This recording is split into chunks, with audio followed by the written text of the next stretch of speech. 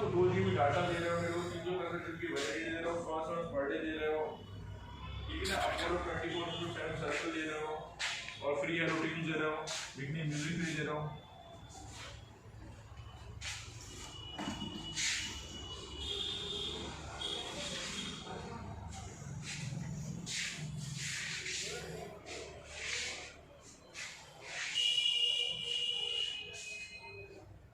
नहीं, आप कोई ऑफर नहीं देंगे मैडम, आप कोई ऑफर नहीं दे रहे स्पेशल, जो आप जो चल रहा है आपको भी वही दे रहे हो।